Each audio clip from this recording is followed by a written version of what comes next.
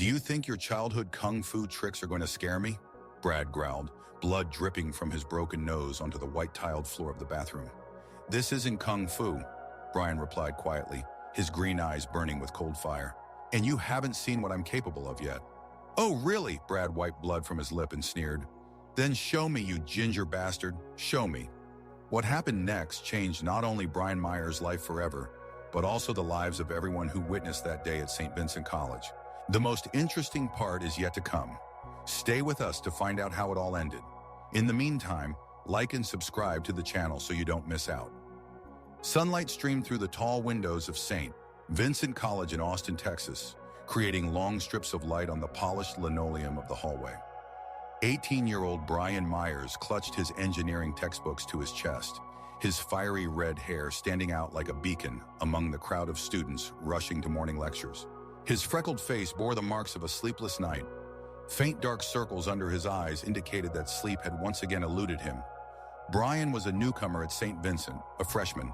It had only been a week since his family moved from the quiet suburbs of Portland, Oregon, after his mother landed a prestigious position as a lead engineer in battery technology at Tesla's research center in Austin. The move had been painful, leaving behind friends, a familiar life, and the dojo where he had studied Wing Chun for the past 8 years under Master Chen, a 70-year-old Chinese immigrant who had become a second father and spiritual mentor to him. Every morning at 5:30, Brian woke up and spent 45 minutes practicing his forms in the complete silence of his new room. The movements were slow, precise, each gesture carrying years of discipline and understanding. His body remembered every technique, every principle that Master Chen had instilled in him. Martial arts are not for demonstrating strength, Master Chen's words echoed in Brian's mind every morning. It is a path of self-discipline, protecting the defenseless and finding inner peace. A true warrior wins without fighting. But Master Chen also taught him to be a realist. In an ideal world, strength would never have to be applied, he said during their last training session in Portland. But the world is not ideal, Brian. And sometimes the only way to protect the innocent is to show aggressors that their actions will have consequences. Brian never told his classmates about his skills. In high school in Portland, he was known as the quiet, smart guy with unusual red hair and freckles, who helped younger students with math and physics, played chess in the school club, and read philosophy books in his free time.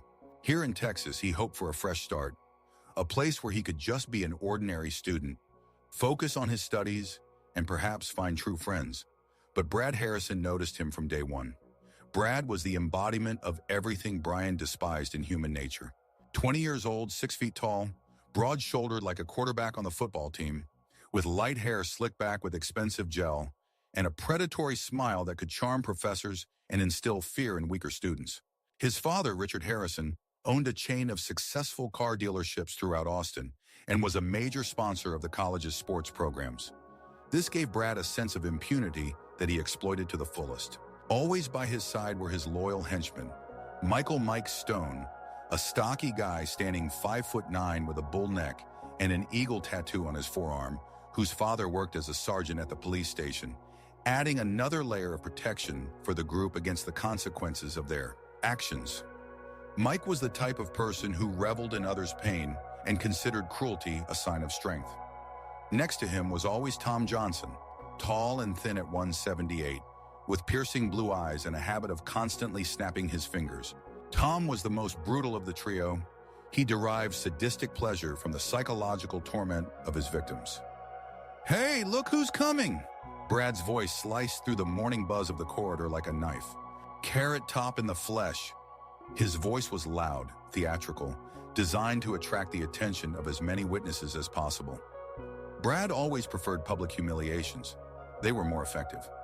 Brian slowed his pace, his grip on his textbooks tightening to the point where his knuckles turned white. He saw other students quickly avert their gazes and quicken their steps, not wanting to witness what was about to happen. At St. Vincent's, everyone knew the unspoken rule. If Brad Harrison had chosen you as a target, it was better not to intervene, or you might become the next victim. Brian noticed a student named Sarah Jones, who sat next to him in literature class, quickly veer into a side corridor, pretending not to see what was happening. Another student, Marcus Brown, with whom Brian had exchanged a few words last week, suddenly became very interested in the contents of his locker. I'm talking to you, Fireball. Brad blocked Brian's path, his massive figure casting a long shadow over the red-haired teenager. Mike and Tom flanked him, forming a triangle. This was a well-rehearsed intimidation tactic they had used many times before. Sorry, I'm in a hurry to get to my calculus lecture. Brian tried to sidestep Brad, but he stepped sideways again, blocking the way. His movements were precise, predatory, like a wolf cornering its prey. Calculus?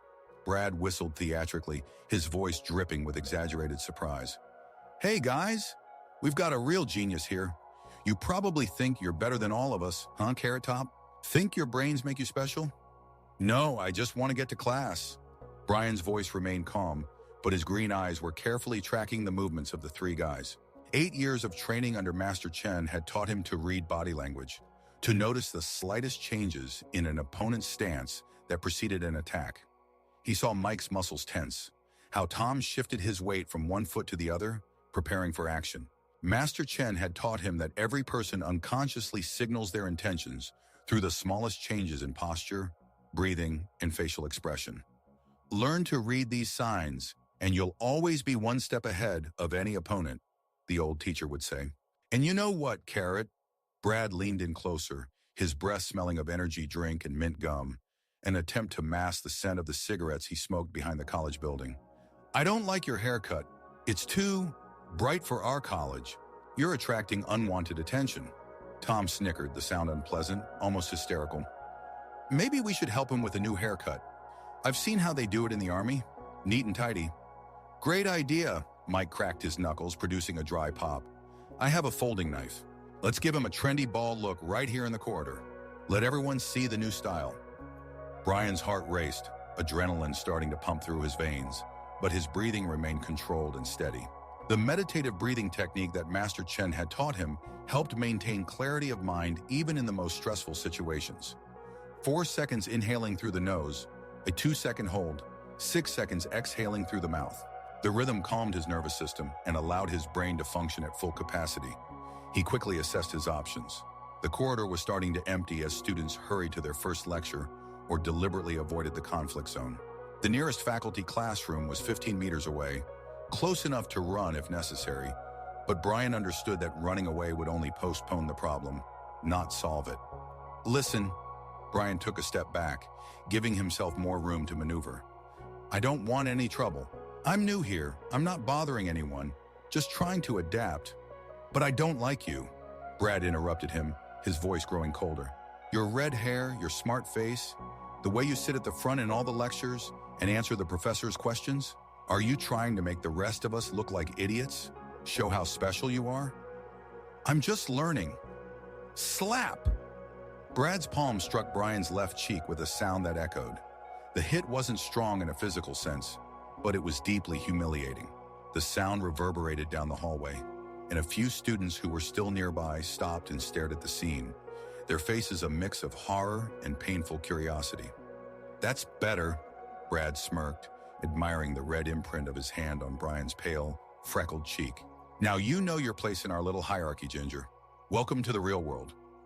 Something deep and primal inside Brian began to boil. But it wasn't simple anger. No, Master Chen had spent years teaching him to control and transform angry emotions. It was something colder, more dangerous, more controlled. A sense of justice that demanded balance, demanded a response. The words of Master Chen surfaced in his memory. Anger is a fire that can warm a house or burn it to the ground. A wise man learns to direct that fire where it will be beneficial. But instead of acting, Brian simply nodded slowly and said quietly, "Got it." His voice was calm, almost emotionless, but a keen observer might have noticed a new firmness in his green eyes. Good boy. Brad patted him on the other cheek, this time not as hard, but with enough pressure to leave another red mark. You're a quick learner. See you later, Carrot. We still have things to talk about. The trio walked away, their self-satisfied laughter echoing down the hallway. Brad strode ahead like a conqueror, while Mike and Tom followed, exchanging knowing glances and smirks. Brian stood still for another minute, feeling the heat in both cheeks, as the remaining students looked at him with a mix of sympathy, relief that it hadn't happened to them, and shame for not intervening. Some quickly averted their eyes when he turned in their direction. Are you okay? A quiet voice made him turn around. A girl with shoulder-length chestnut hair and kind brown eyes stood next to him, holding a worn psychology textbook and a notebook filled with neat handwriting. He remembered her from English literature class. Anna Martinez, one of the few students who always listened attentively to lectures and asked thoughtful questions. "Yeah, I'm fine." Brian cautiously touched his left cheek, trying to assess the degree of redness and wipe away the sting. "Brad Harrison is a complete jerk." Anna shook her head, her voice filled with genuine anger. "He thinks he can do whatever he wants because his dad owns several car dealerships in Austin and donates big money to the college's sports program. The administration turns a blind eye to his antics." "Got it." Brian adjusted the strap of his backpack, trying to appear calm. "Thanks for asking. It's nice to know that not everyone here is indifferent." "Listen." Anna hesitated, clearly weighing her words. "If you want, you can have lunch with us today. With my friends. We have a small group. We discuss books, movies, help each other with studies. Brad usually doesn't bother people when they're in a group. He has enough sense not to mess with multiple witnesses at once."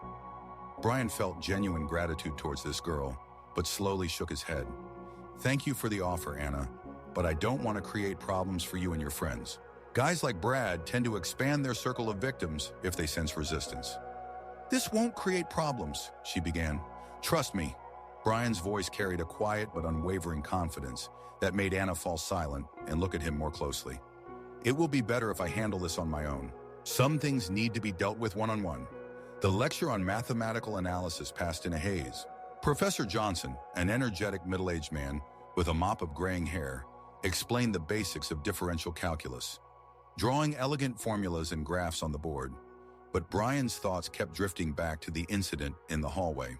He still felt a slight burning on both cheeks, still heard Brad's smug laughter and his friends echoing in his head. This had never happened in Portland. Sure, he was teased sometimes for his red hair. It was practically inevitable for any red-haired kid in America.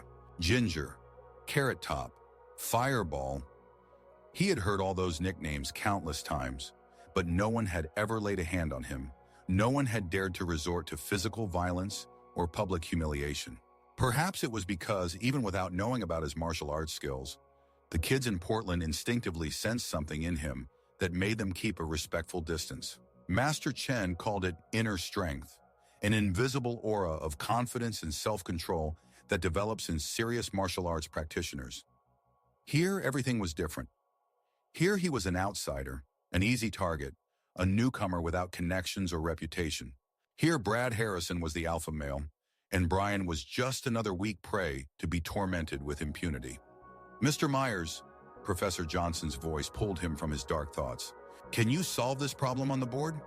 Brian stood up and walked to the board, took the chalk, and began writing the solution. Math had always been a refuge for him, pure, logical, predictable. In the world of numbers and formulas, there was no room for cruelty and injustice. There was a right answer and a wrong one. There was logic and there was chaos. He quickly and confidently solved the derivative problem, his handwriting clear and neat. A few classmates gasped quietly. The problem was challenging for freshmen, and Brian tackled it faster than even the professor had expected. "Excellent," Professor Johnson nodded approvingly. "It's clear you have a solid mathematical background. Where did you study before?" "In Portland, sir, at Lincoln High School." "Great school. I'm glad to have a student of your caliber." Brian returned to his seat, ignoring the admiring glances of some classmates and the envious looks of others. He knew that his academic success would only exacerbate the situation with Brad. Guys like him hated those who excelled intellectually, especially if those people also stood out physically. After the lecture, Brian headed to his locker, number 237. The hallways of St. Vincent's were spacious and modern, with high ceilings and large panoramic windows that flooded everything with natural light. The walls were adorned with photos of outstanding alumni, sports trophies, and motivational posters. Students chatted, laughed, hurried to their next classes, exchanged textbooks and notes. A normal, healthy student life. Brian entered the lock code, Master Chen's birth date, a small tribute to his teacher, and opened the locker door. Inside lay his textbooks neatly arranged, notebooks filled with his characteristic small handwriting, a few pens and pencils, and a small photograph in a simple wooden frame. The photo was of him and Master Chen after his last advanced test, taken just 2 months ago at the dojo in Portland. Master Chen smiled his rare, almost elusive smile, the one he showed only on special occasions, while Brian held the certificate with sincere pride on his face. It was one of the happiest days of his life. Strength without wisdom is destruction, Master Chen said that day as they sat in the traditional tea room of the dojo after the ceremony. Wisdom without strength is helplessness.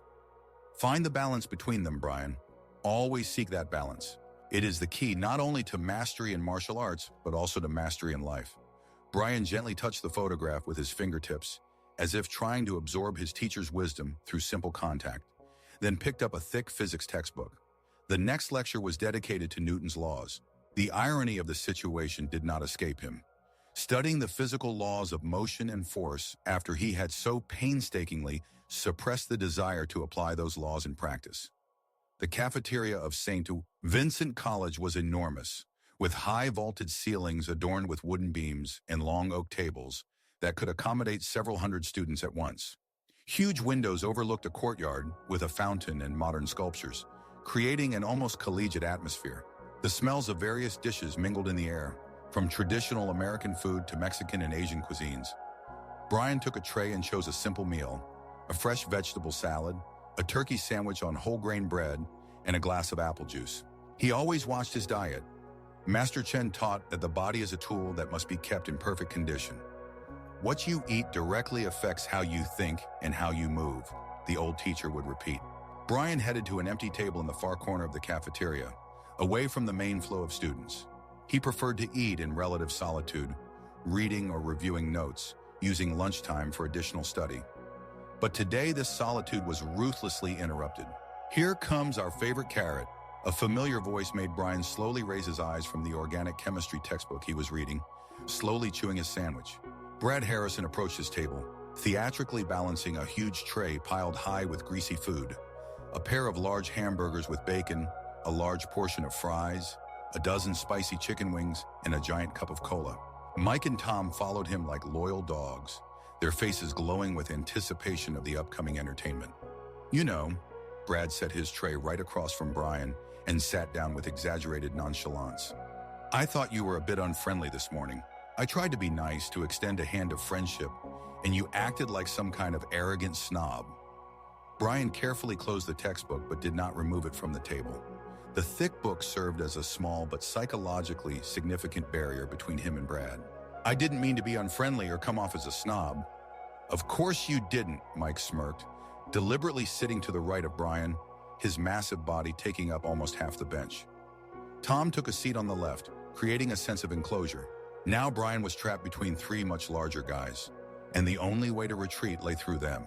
Students at neighboring tables began to notice the developing situation. Some glanced over furtively, whispering to each other, while others pointedly turned away, unwilling to draw unwanted attention to themselves or witness what might happen. "I think we need to get to know each other better." Brad took a huge bite of his hamburger and began chewing with his mouth open, deliberately demonstrating disgusting manners. "Let's have a heart-to-heart, Ginger. Tell us about yourself, about your previous life. Where did you come from?" "From Portland, Oregon," Brian replied quietly, hoping that if he cooperated and answered their questions, they would quickly lose interest in him and find another source of entertainment. "Portland?" Tom snickered with an unpleasant, almost hysterical laugh. "Ah, the city of hippies and vegans? No wonder you're so weird and pale. Everyone there is such a weirdo, right? What did your parents do in that wonderful Portland?" Brad continued his interrogation, his voice dripping with sarcastic irony. "Did they grow organic marijuana for the local junkies? Or maybe brew coffee for bearded hipsters in trendy cafes?" "My dad is an architect, and my mom is an engineer." Brian felt his fists slowly clenching under the table, but he forced himself to relax his fingers. Control. Always control. "An engineer?" Brad raised his eyebrows with exaggerated theatrical surprise. "Wow, you hear that, guys? We have a whole intellectual family here. Mom, dad, and little son, all so smart and clever. What made such a smart family leave their liberal paradise and come to our humble, conservative Austin?" "Mom got a job at the Tesla Research Center. She works on developing new technologies for electric vehicles." "Tesla?" Mike laughed loudly, drawing the attention of students at nearby tables. Our little redhead's mom works for that crazy billionaire. What does she do there? Polish his space rockets? Or maybe charge batteries? Blood rushed quickly to Brian's face, turning his freckled skin bright red. He could tolerate any mockery directed at himself, could swallow any insults thrown his way. But when it came to his family, especially his mother was one of the leading experts in battery technology. She held a PhD from MIT and had several patents to her name. She worked on technologies that could truly change the world for the better. Hearing these ignorant idiots mock her achievements and contributions to science was almost unbearable. My mother is a leading specialist in energy systems, he said, putting all his effort into maintaining a steady, controlled tone. She develops energy storage and transmission technologies that will help solve environmental problems and change the future of transportation. Ooh, Brad raised his hands in feigned, theatrical fear, his voice dripping with even more mockery. Forgive me, Your Highness. I didn't know we had the honor of speaking with the son of a real superhero. Maybe we should stand and bow. Maybe his mom invented a special superhero suit for redheads, Tom chimed in, enjoying his own wit. Or maybe she's working on a secret cure for red hair. Mike couldn't stop, his laughter growing louder and more unpleasant. Then our little flame can finally look like a normal person.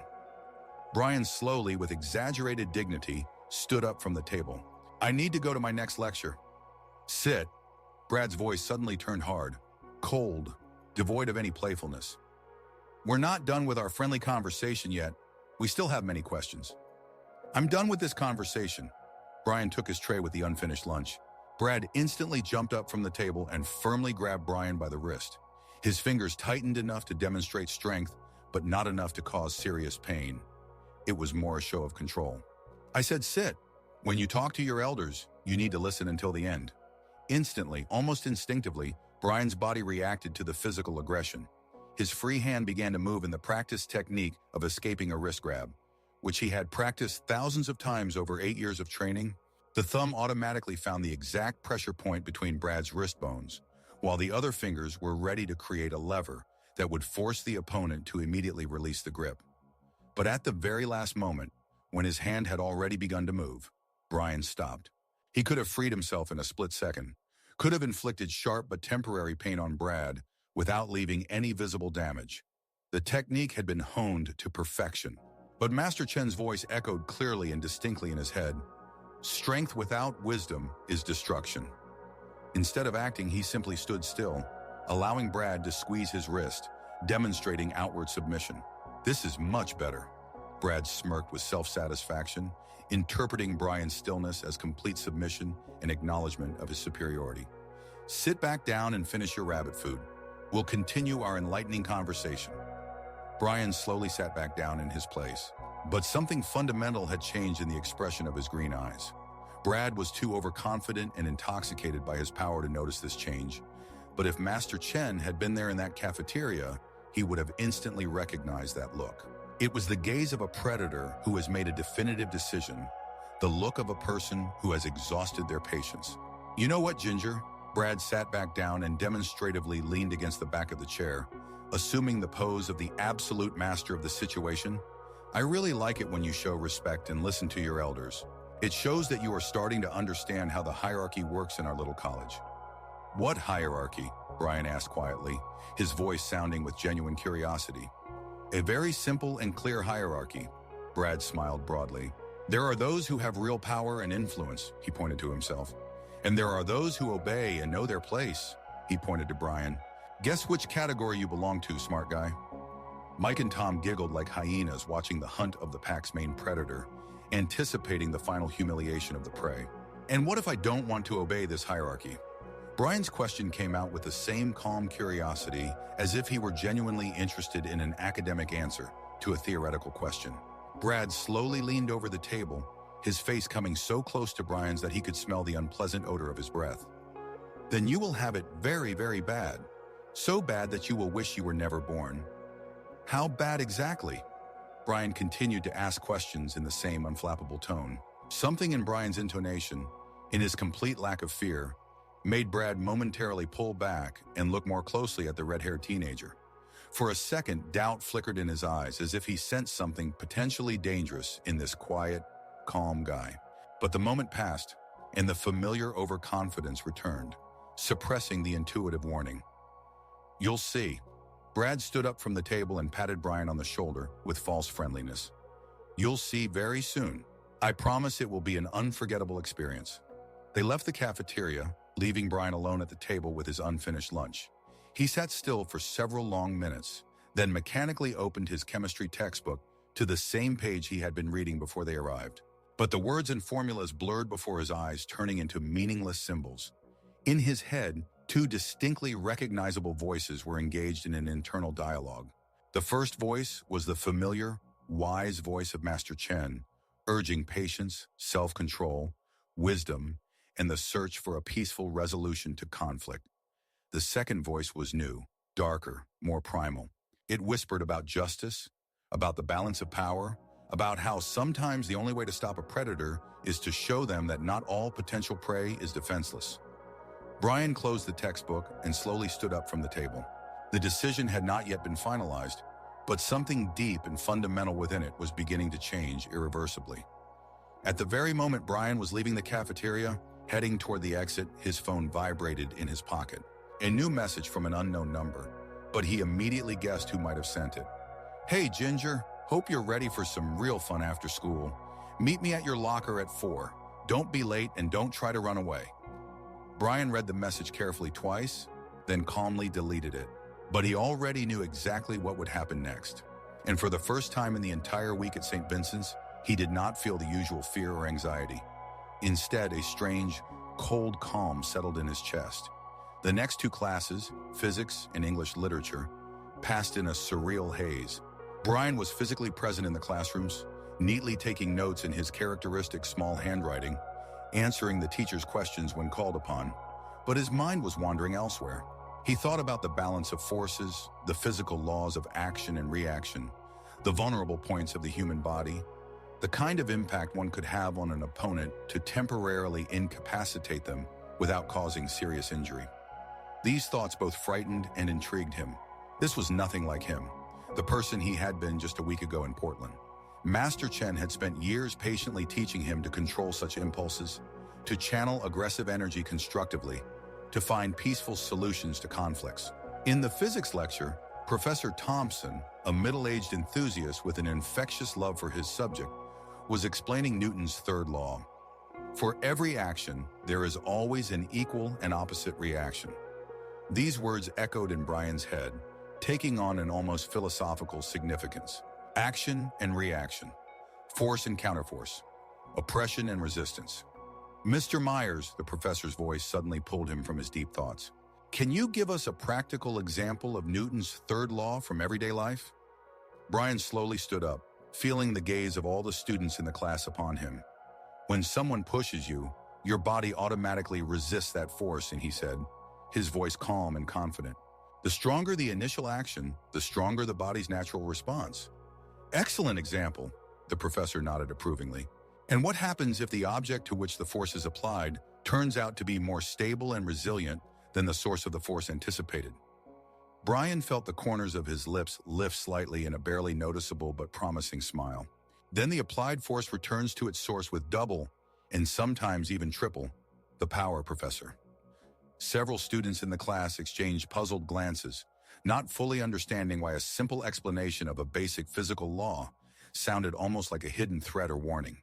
After the lecture, Anna Martinez hurried to catch up with Brian in the hallway, her face expressing genuine concern. "Hey, Brian, are you okay? You look different, more focused." Brian stopped and looked at her closely. Anna was truly a sweet, genuinely kind girl with a pure heart. She definitely did not deserve to be accidentally caught up in what was about to happen in a few hours. "I'm fine, Anna. Just thinking about the laws of physics and their practical application in real life." "About physics?" She looked somewhat puzzled. "Brian, if Brad and his friends are bothering you again, you can always talk to Dean Martin. He has a strict policy of zero tolerance for any forms of bullying and intimidation." "And what exactly will he do?" Brian asked with sincere, almost academic curiosity. "Will he call Brad to his office? Will there be a serious disciplinary talk? Will he receive an official warning? And what will happen later when Dean Martin isn't around to monitor the situation? Anna opened her mouth to say something reassuring, but suddenly realized that she really had no convincing answer to this logical question. Some problems can't be solved just by turning to the official authorities. Brian gently, almost paternalistically, touched her shoulder. Sometimes people have to solve their problems on their own, using the resources available to them. Brian, I don't like the way you're talking right now. There was a note of genuine concern in her voice. Don't worry about me, Anna. He smiled, and there was something new in that smile, something that made the girl involuntarily feel shivers running down her skin. By tomorrow morning, everything will be resolved. I promise. He walked away down the corridor, leaving Anna standing in confusion with a growing sense of anxiety and a premonition that something serious was about to happen. In the final minutes of the school day, Brian sat in English literature class, mechanically listening as Professor Wilson, a gray-haired man with piercing eyes behind thin-frame glasses, discussed the psychological motives of characters in Herman Melville's Moby Dick. Captain Ahab is completely obsessed with his desire for revenge against the white whale, the professor said, his voice resonating with academic passion. This obsession with vengeance consumes his mind, destroys him as a person, and ultimately leads to his tragic demise and the death of almost his entire crew. What do you think Melville is trying to tell us about the nature of revenge and retribution? A student in the front row, a diligent boy named Peter, raised his hand. Probably that revenge is always destructive and rarely brings satisfaction? Exactly, the professor nodded approvingly. Revenge rarely provides the moral satisfaction we expect from it. It often causes more harm to the avenger than to the object of their vengeance. Brian unexpectedly raised his hand. Professor Wilson looked pleasantly surprised. New students rarely participated in class discussions. Yes, Mr. Myers, do you have an opinion on this matter? What if it's not pure revenge, Professor? Brian stood up, his voice calm and measured. What if it's just a natural restoration of a disrupted balance of power? Interesting perspective. Can you elaborate on your thought? Brian paused for a moment, choosing his words carefully. Ahab perceived the white whale as an embodiment of injustice, as a force that needed to be stopped to restore order. But what if the whale was simply acting according to its natural instincts? What if Ahab was also just following his nature and his inner sense of justice? A curious interpretation. But doesn't the end result remain the same? No, Professor. The outcome fundamentally depends on who is stronger, smarter, better prepared, and more resolute. Brian spoke with growing confidence. Ahab suffered a tragic defeat not because the idea of restoring justice was fundamentally wrong, but because he seriously underestimated his opponent and overestimated his own abilities. The entire class fell into a tense, almost electric silence. Professor Wilson looked at Brian with new sharp interest. That's quite an unusual interpretation of a classic work, Mr. Myers. Perhaps. Brian slowly sat back down in his seat, but probably a more realistic one. When the final bell finally rang, signaling the end of the school day, Brian didn't rush to gather his things. He methodically and neatly packed his textbooks and notebooks into his backpack, then took out his phone and sent a short text message to his father. Dad, I'll be staying at college a bit longer today. I need to resolve a very important issue. I love you and Mom. Then he completely turned off his phone and leisurely headed to his locker. The college corridors were quickly emptying, students hurriedly gathering their things and rushing to the parking lot, to their cars, or to the bus stops to catch transportation home. But Brian was in no hurry. He knew exactly that someone was waiting for him, and for the first time in the entire week of being at the new college, he was not afraid of what was about to happen. At his locker number 237, he found not only the familiar trio of Brad, Mike, and Tom, but also two additional, clearly invited guests, Jake Harper and Kevin Black, players from the college rugby team. Jake stood at 182 centimeters tall with broad shoulders and a scar above his left eyebrow, while Kevin was 178 centimeters, but more stocky, with a thick neck and signs of numerous fights on his knuckles. They had a reputation for being aggressive, but not very smart fighters. 5 against 1. In a practically empty corridor where there were almost no witnesses, Brian stopped exactly 10 meters from the group, quickly and professionally assessing the tactical situation. The nearest exit was behind him, about 20 meters away. close enough for a quick retreat if he chose that path. The other exit was located directly behind the group of bullies. The classrooms on both sides of the corridor were tightly locked. The official class time had ended more than half an hour ago, and the teachers had already gone home. And here he is, Brad grinned widely, demonstratively pushing off from the metal locker. Our favorite nerd has arrived right on schedule. Punctuality is a good quality. I just came to grab my things and go home. Brian stopped a few meters from the group, maintaining a safe distance. I'm afraid it won't be that simple. Mike gestured broadly to block his way to the locker. We have a few important questions for a serious discussion. For example, what questions? For example, your disrespectful attitude towards upperclassmen. Brad slowly approached, his movements resembling those of a predator cornering its prey. I noticed that you showed serious disrespect to me personally in the cafeteria today, and I absolutely do not tolerate disrespect towards myself. Meanwhile, Jake and Kevin took strategic positions, methodically blocking all possible escape routes. They clearly knew what they were doing. It was a well-rehearsed tactic of group intimidation and victim isolation. And what exactly are you planning to do about it? Brian asked with the same calm, almost academic curiosity. Brad stopped right in front of him, looming over him with his massive figure.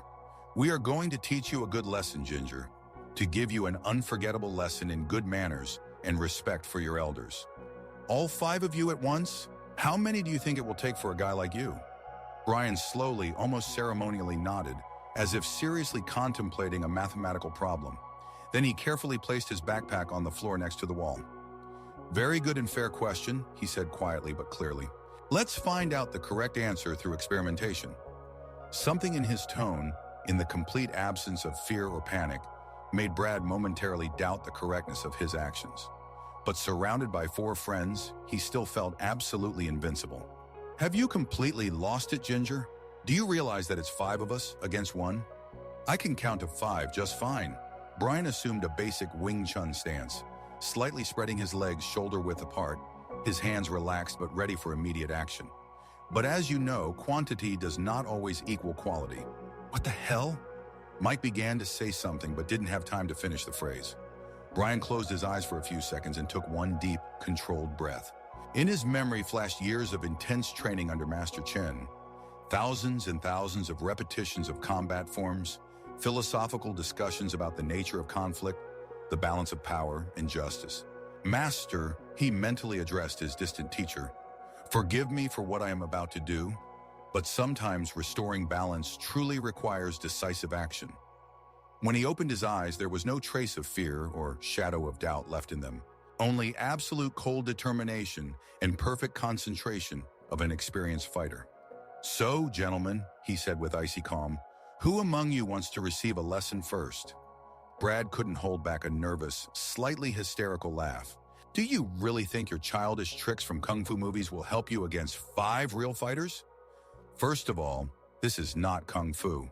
Brian smiled slightly, and there was not a drop of warmth in that smile. And secondly, you will soon understand everything for yourself. Tom was the first to completely lose his patience and self-control.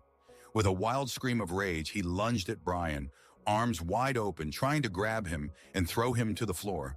What happened in the next seconds took about 15 seconds of real time, but forever and radically changed the balance of power at St. Vincent College. Brian dodged Tom's clumsy grab with a minimal, almost dance-like movement to the side. His right hand automatically rose in a perfect block, gently redirecting the kinetic energy of the opponent's attack against him. Simultaneously, his left hand delivered a precise palm strike to Tom's solar plexus. Not with full force, but with a controlled impact that temporarily disrupted his breathing and coordination.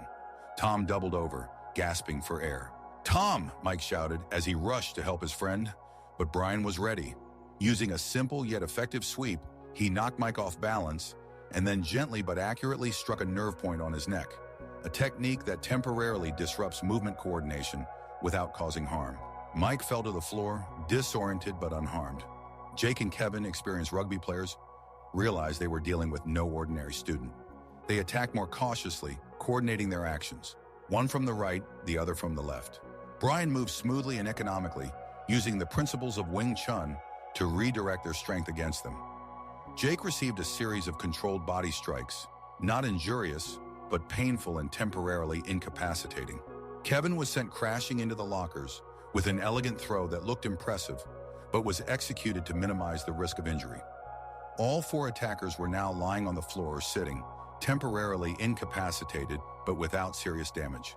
Brian carefully controlled each of his movements, using just enough force to neutralize the threat.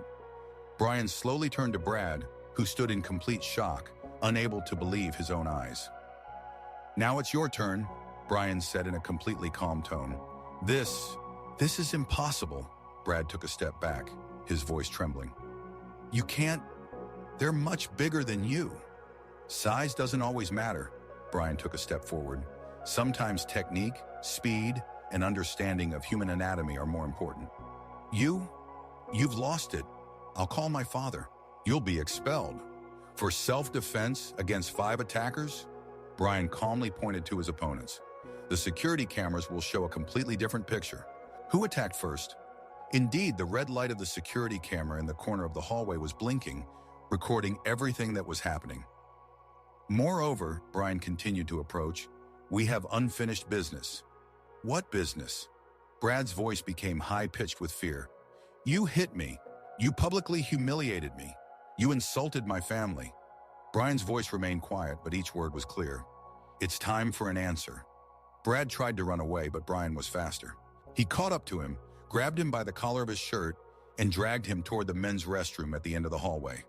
"Let me go!" Brad desperately tried to break free. "Soon!" Brian shoved the restroom door open. "But first, we need to finish our conversation." Inside, the restroom was empty. Brian blocked the door with a chair that was standing in the corner. "What are you going to do?" Brad's voice trembled. "Give you a lesson." Brian turned to him. "A lesson about the fact that every action has consequences. Listen, maybe we can come to an agreement." "Come to an agreement?" Brian shook his head. "Where was your willingness to negotiate when you were hitting me? When you were humiliating me? When you brought your 4 buddies?" "I didn't think." "Exactly, you didn't think." Brian stepped closer to Brad, who backed up against the wall. "But I did think. About justice, about balance, about what happens when an aggressor meets someone who can fight back." "Please, please," Brian tilted his head. "I also said please when I asked you to leave me alone. Remember your response?" Brad pressed against the wall, his face pale. "You said you'd show me my place." Brian placed his hand on the wall next to Brad's head. "Now I will show you yours." "What do you want?" Brad whispered. "Sincere apologies. For everything." "Okay, I'm sorry. Forgive me."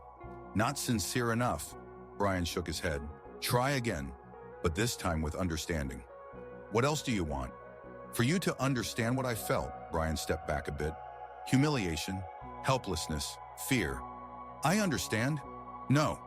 Brian shook his head. "Not yet, but you will." He grabbed Brad and dragged him to one of the stalls. "Don't do this." Brad tried to resist. "A lesson in humility." Brian shoved the stall door open. "That you will remember." He forced Brad to kneel in front of the toilet. "Welcome to the world of consequences," he said quietly, and for a few seconds, he plunged Brad's head into the water. The cold water hit Brad's face.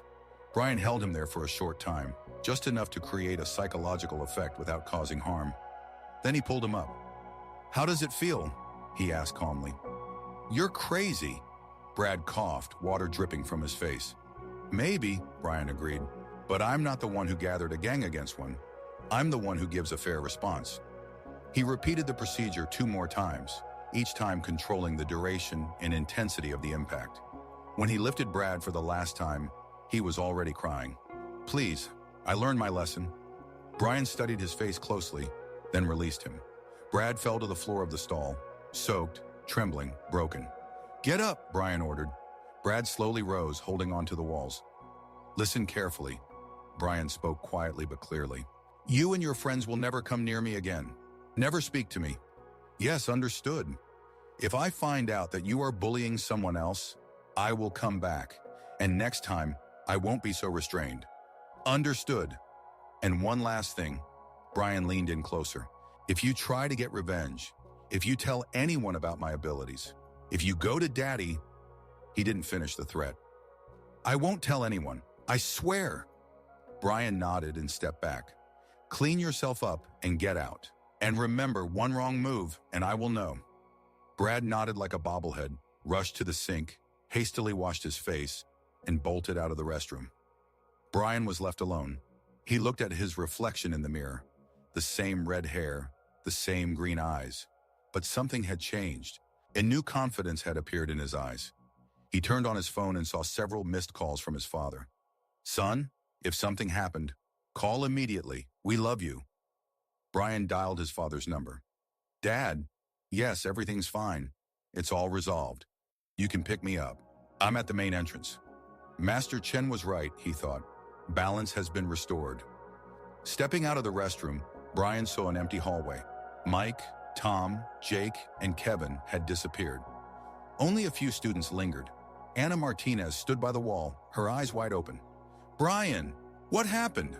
"A small misunderstanding," he pulled out his backpack, "which has been resolved." "And where's Brad?" "He went on business. He has more important matters now."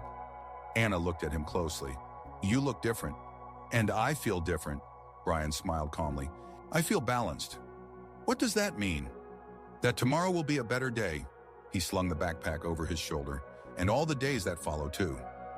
As he exited the college, Brian saw his father's car. David Myers, a tall man with reddish hair touched with gray, looked worried. "Brian, are you okay? What happened?" "I'm fine, Dad." Brian got into the car. "Just resolved some issues."